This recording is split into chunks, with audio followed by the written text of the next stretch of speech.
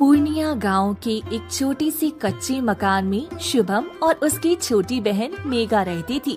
माँ बाप के गुजर जाने के बाद शुभम ने ही मेघा को पाल पोस कर बड़ा किया था।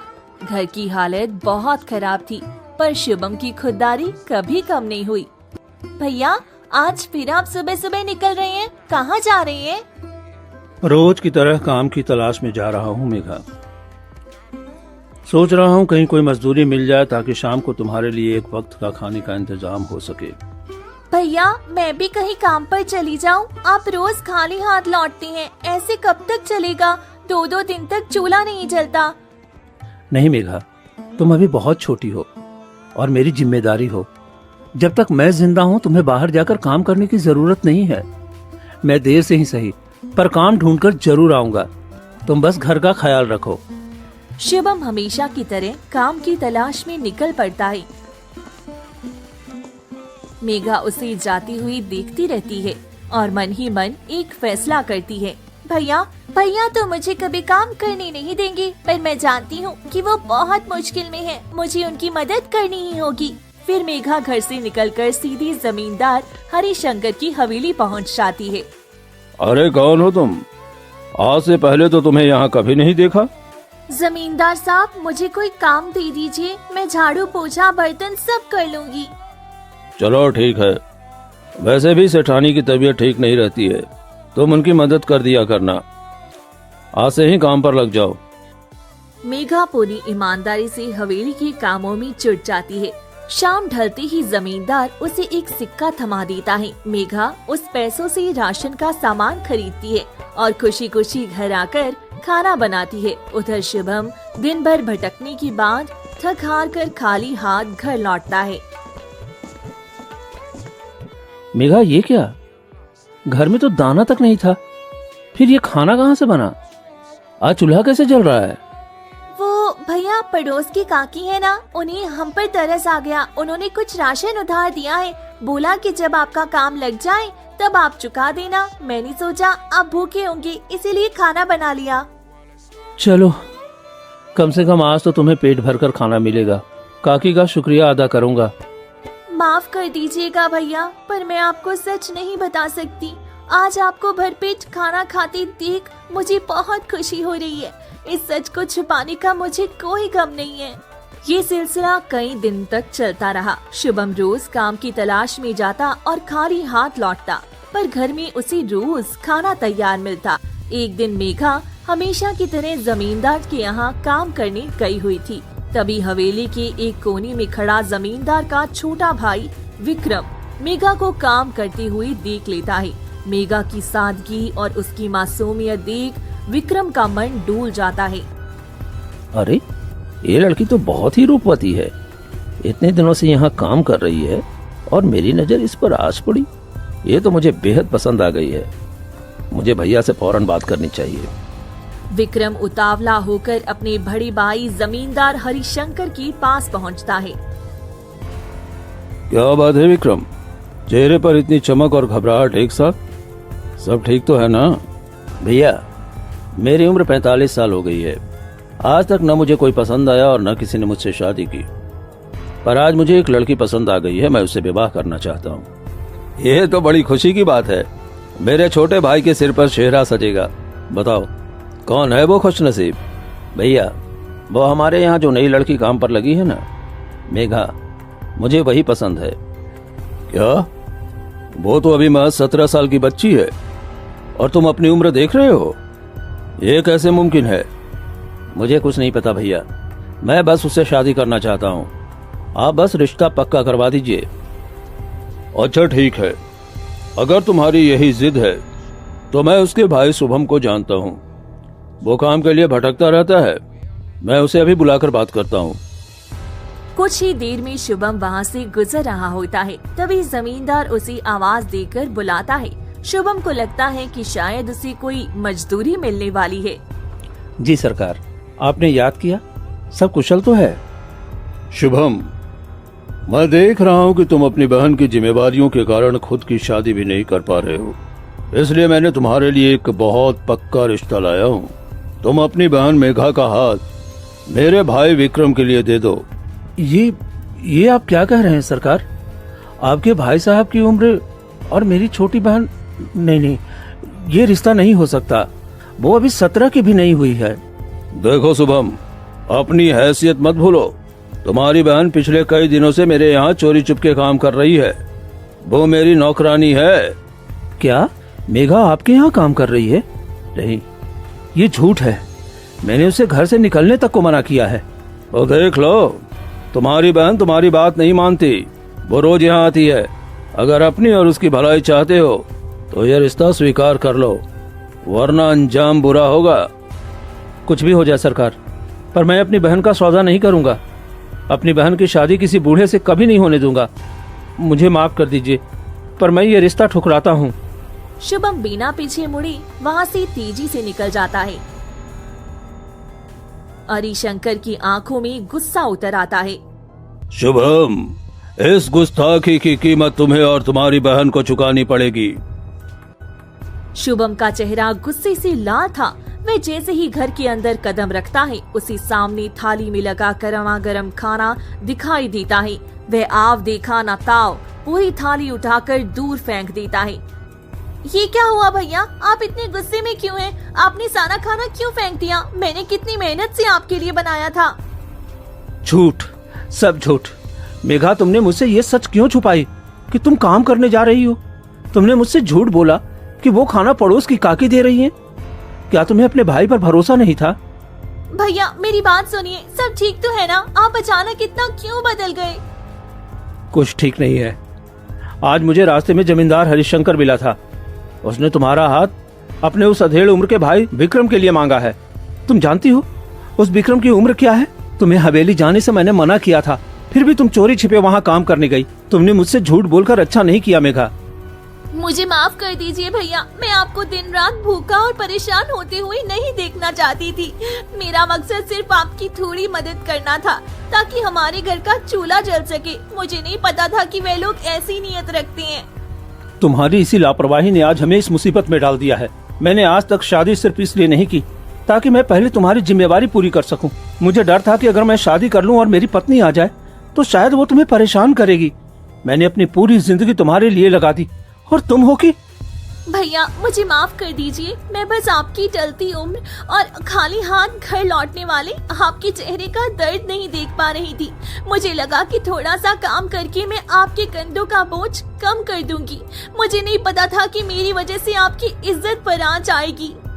पागल हो क्या? तू मेरा बोझ कम करेगी? अरे तू तो मेरी ताकत है मेघा। मैंने गुस्सा इसलिए किया क्योंकि मुझे डर लगा था। डर इस बात का कि कहीं तुझे कुछ न हो जाए। तू अभी नादान है, तुझे नहीं पता कि दुनिया कितनी मतलबी है। मैं सिर्फ आपकी मदद करना चाहती थी भैया। जानता हूँ, और आज मुझे तुझ पर गर्व भी है। तूने अपने भाई के लिए इतना बड़ा कदम उठाया, पर अब और नहीं। कल से तू सवेली की तरफ आंख उठाकर भी नहीं देखेगी।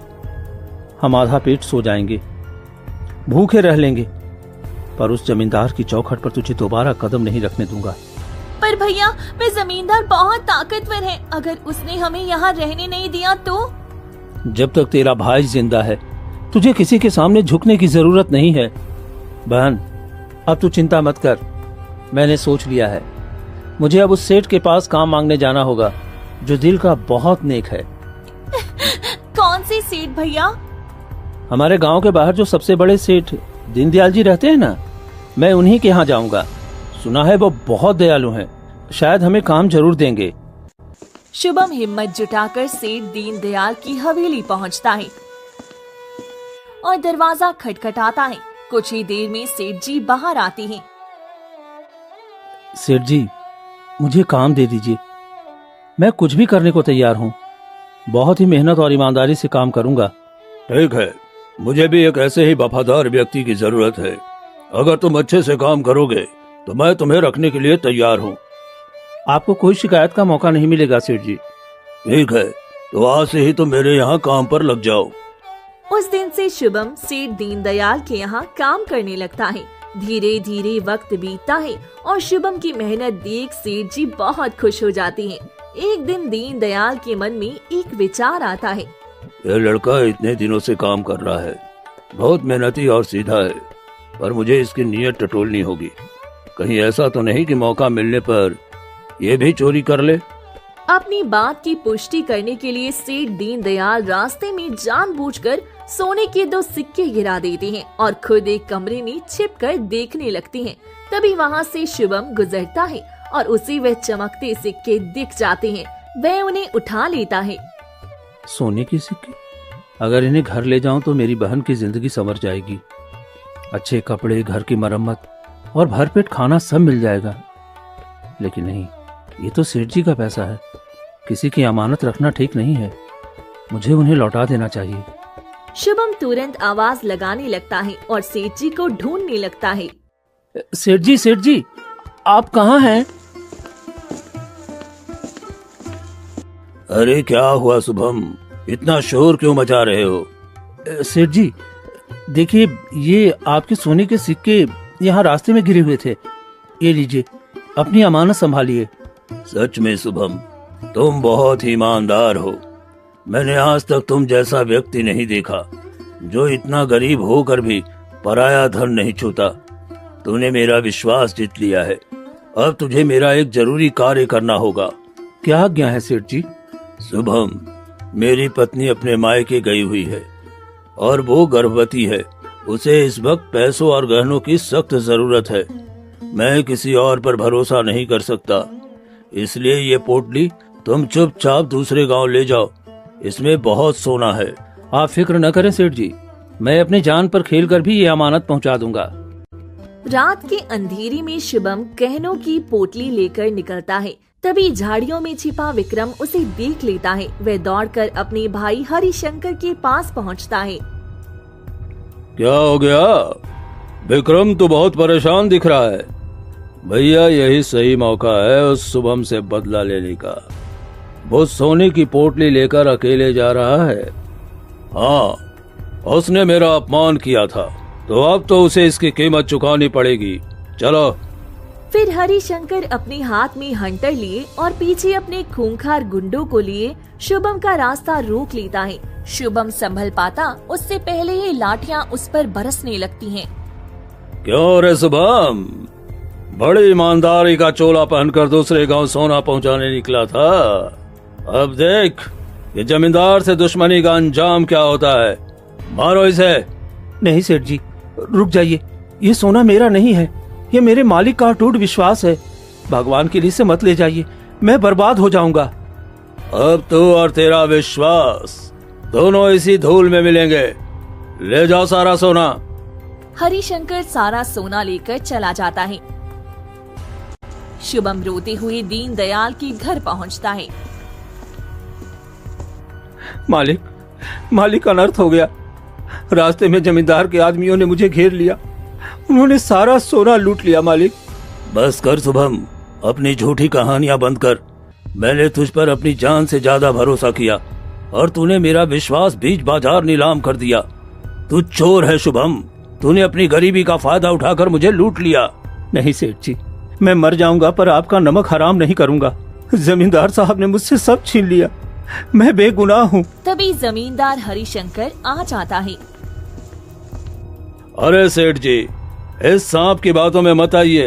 ये और इसकी बहन दोनों पैदाइशी चोर हैं। ये अपनी गरीबी का ढोंग करके लोगों को लूटते हैं। झूठ बोल रहे हैं आप जमींदार साहब, आपने ही मुझसे वो पोटली छीनी है। अगर मेरी बात पर रत्ती भर भी शक हो सेठ जी, तो चलिए अभी इसके घर की तलाशी लीजिए। दूध का दूध और पानी का पानी हो जाएगा। अगर सोना इसके घर न मिला तो जो कहेंगे मैं हार जाऊंगा। हाँ सेठ जी, चलिए मेरे घर, वहाँ चोरी का एक तिनका भी नहीं मिलेगा। गुस्से में तमतमाए सेठ और शातिर मुस्कान लिए हरिशंकर शुभम के घर की ओर चल देती हैं। सब मिलकर शुभम के घर पहुंचते हैं। मेघा घबराकर बाहर आती है। ये सब क्या है भैया? आप लोग हमारे घर में ऐसे क्यों घुस रहे हैं? हम चोर नहीं हैं। चाहे तो मेरे घर की तलाशी ले लो, यहाँ एक तिनका भी पराया नहीं मिलेगा। जमींदार के आदमी मेघा को धकेल कर अंदर घुसती हैं और बड़ी चालाकी से पहले से छुपाया हुआ सोना शुभम के बिछावन के नीचे से निकाल लेती हैं। ये देखो, सारा धन ये रहा। इसने यहाँ छुपा कर रखा था। विश्वासघाती, मेरा धन तेरे घर से निकला और तू कह रहा था कि चोरी हो गया। देखा सेठ, इन गरीबों की फितरत ऐसी होती है, धन देखा नहीं कि नियत डोल गई। अरे ये तो बड़ा सीधा बनता था। सब कहते थे शुभम जैसा शरीफ कोई नहीं है, पर आज तो इसने सबका सिर नीचा कर दिया। अरे भाई, गरीबी इंसान से क्या कुछ नहीं करवाती। जब सामने इतना सारा सोना हो तो बड़ी बड़ी ईमानदारी की दीवारें ढह जाती हैं। इन गरीबों की नीयत में ही खोट होता है। मुझे तो लगता है कि इसकी बहन ने ही चोरी किया होगा। बस करो, भगवान के वास्ते चुप हो जाओ। मेरी बहन पर इल्जाम मत लगाओ। उसकी दुनिया तो घर की चार दीवारी तक ही है। उसे इस गंदगी में मत घसीटो। जो सजा देनी है वो मुझे दो। मेरा गला काट दो, पर एक मासूम लड़की की आबरू को गांव के चौराहे पर नीलाम मत करो। अब तेरी दलीलों का वक्त खत्म हो गया है शुभम। तूने चोरी की है और पकड़ा गया है। तूने इस गांव की नाक कटा दी है। इन चोर भाई बहन को अभी इसी वक्त गांव की हद से बाहर निकालो। इनका साया भी पड़ गया तो गांव अपवित्र हो जाएगा। तभी आसमान से आग उगलती बिजली और मूसलाधार बारिश ने माहौल को और भी भयानक बना दिया था। मारो इन चोरों को, आज इनके पाप का घड़ा भर गया है। गांव की इज्जत मट्टी में मिला दी इन्होंने। अरे हाँ, इन्हें खंबे से बांध कर कोड़े मारो, ताकि आने वाली पीढ़ियां भी याद रखे कि चोरी का अंजाम क्या होता है। रहम करो, मुझे जितना चाहे मार लो, पर मेरी बहन को छोड़ दो। उसने कुछ नहीं किया है। अरे चुप कर, रहम की भीख मत मांग। आज गांव की पंचायत ने फैसला किया है कि तुम्हें यहाँ से जिंदा बाहर नहीं जाने दिया जाएगा। तुम दोनों को इस जंगल की सीमा में छोड़ दिया जाएगा, जहाँ आदमखोर शेर तुम्हारा इंतजार कर रहा है। चलो इनको धक्का दो, इन्हें मौत के साए में छोड़ दो।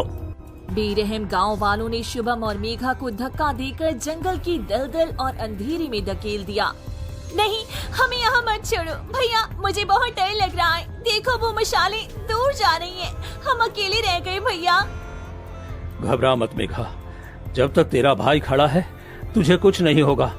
गांव वालों ने हमें ठुकरा दिया, पर ऊपर वाला देख रहा है। तभी शेर की दहाड़ने की आवाज आती है। भैया वो देखिए, वो झाड़ियों के पीछे क्या है? दो चमकती हुई आंखें। भैया वे हमारी तरफ आ रहा है। डर मत मेघा, मैं हूं ना। अपनी आंखें मत खोलना। आज अगर किस्मत को हमारी मौत मंजूर है तो तेरा भाई पहले अपनी जान देगा। शेर की बाहरी सांसें अब उनके बिल्कुल करीब थी। मौत और जिंदगी के बीच बस चंद कदमों का फासला बचा था। वह खूंखार दरिंदा एक जोरदार गर्जना करता है और शुभम पर छलांग लगा देता है। भैया!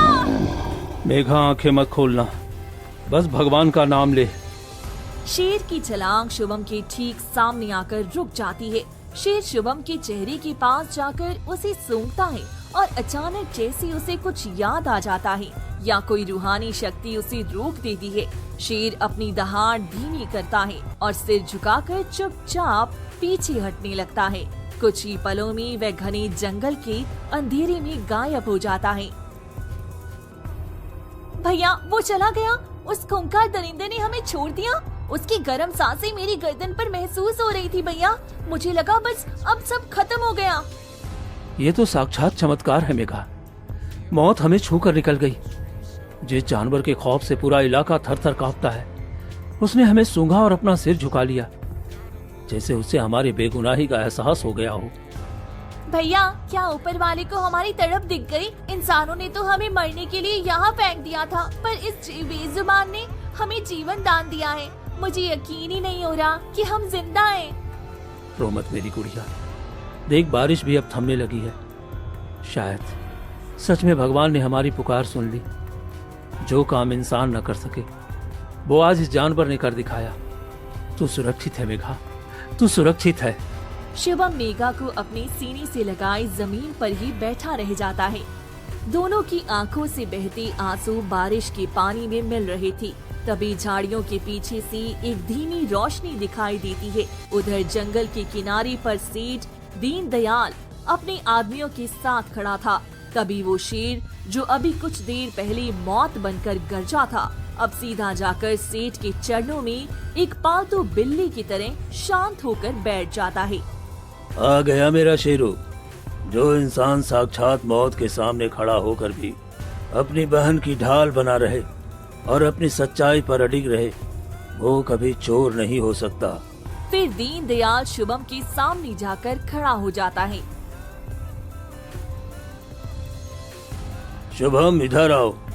सेठ जी, आप यहाँ?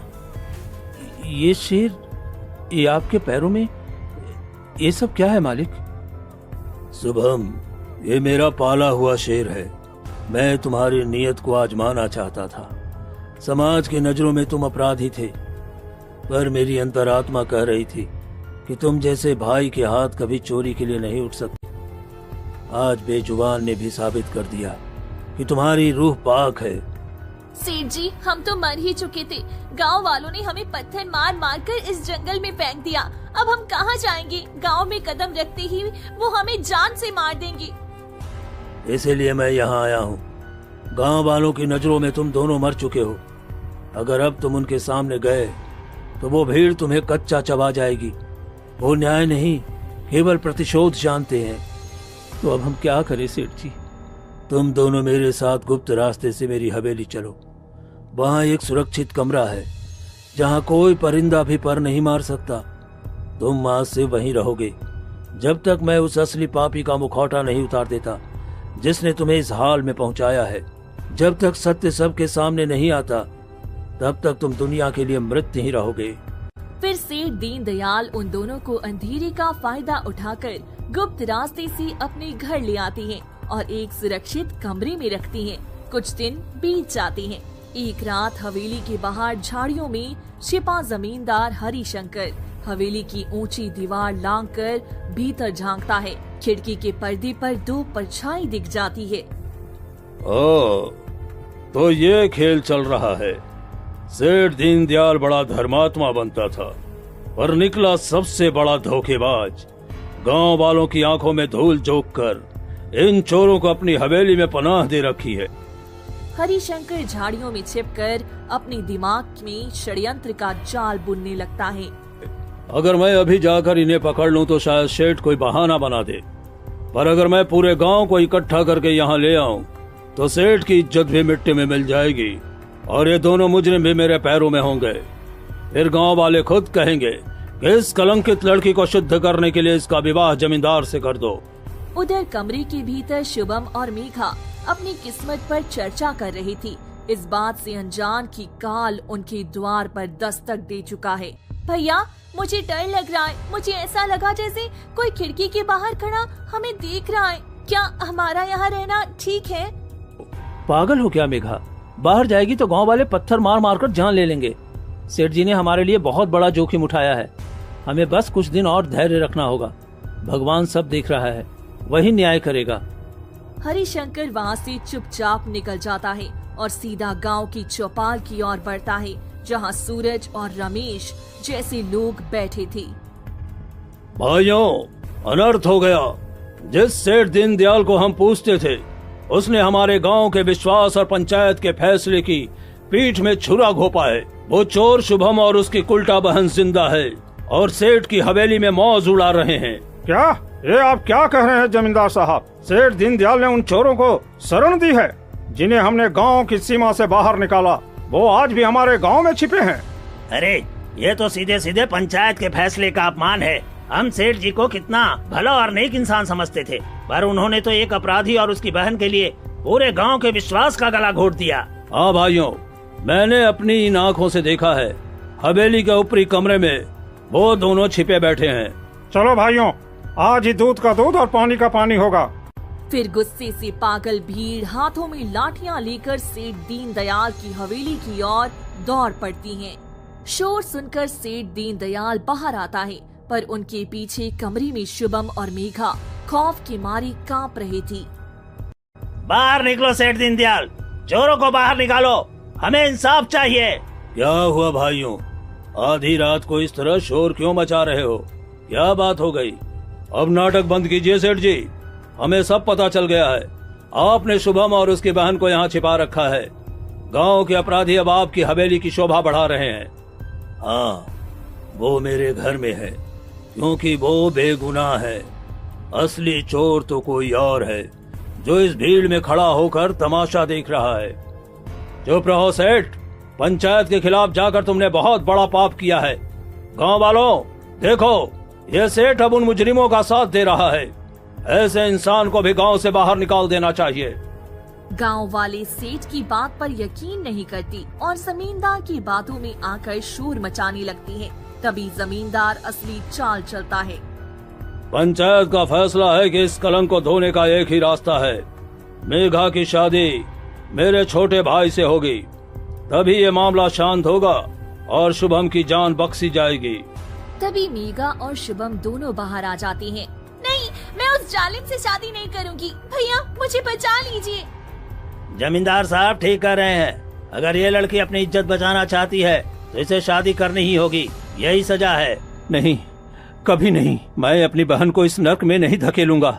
पर गांव वाले और जमींदार की आदमी शुभम को पकड़ लेती हैं और मेघा को जबरदस्ती मंडप की ओर खींचने लगती हैं। चारों तरफ शोर था और बेगुनाही की आवाज दबा दी गई थी। अरे देखो, भाई तो चोर निकला, पर जमींदार साहब का दिल कितना बड़ा है जो एक कलंकित लड़की को अपने घर की इज्जत बना रहे हैं। हाँ, मेघा तो सच में किस्मत वाली है, वरना चोर की बहन को इस गांव में कौन ठिकाना देता। हाँ, मेघा तो सच में किस्मत वाली है, वरना चोर की बहन को इस गांव में ठिकाना कौन देता। जमींदार साहब ने तो इसकी डूबती नैया पार लगा दी। जमींदार हरिशंकर के चेहरे पर जीत की कुटिल मुस्कान थी। तभी विक्रम जैसे ही मेघा को मंगलसूत्र डालने के लिए हाथ आगे बढ़ाता है, तभी बाहर एक साया खड़ा था। वैसे दीनदयाल की पत्नी इंद्रानी थी और उनके हाथ में एक मोटी जंजीर थी जिससे बंधा हुआ वही खूंखार शेर दहाड़ रहा था। रुक जाओ हरिशंकर, ये विवाह नहीं, एक मासूम की जिंदगी का कत्ल है और तुम गांव वालों शर्म करो जो एक भेड़िए को मसीहा मान रहे हो। सेठानी आप, और ये खूंखार जानवर यहाँ क्या कर रहा है? अरे इसे दूर हटाइए, ये सबको मार डालेगा। ये शेर सिर्फ उन्हें मारता है जिनके मन में पाप होता है।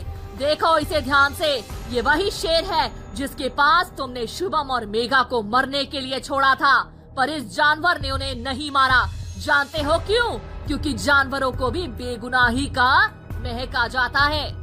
शेर एक भयानक दहाड़ मारता है और सीधा हरिशंकर की ओर लपकता है। जमींदार डर की मारी जमीन पर गिर पड़ता है और उसकी हाथ पांव कांपने लगती हैं। बचाओ, बचाओ, मुझे बचाओ। सेठानी जी से रोकिए, मैं सब सच उगल दूंगा। तो बोलो हरिशंकर, बताओ सबको कि वो सोना किसने चुराया था।